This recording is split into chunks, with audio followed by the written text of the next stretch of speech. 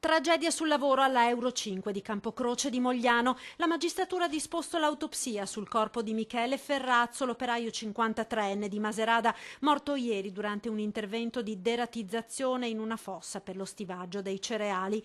Proprio dall'autopsia gli inquirenti si attendono di capire che cosa abbia causato il decesso dell'uomo, dipendente della SD Disinfestazioni, impegnato ieri poco dopo mezzogiorno nel posizionamento di esche topicide nella vasca scavata nel terreno.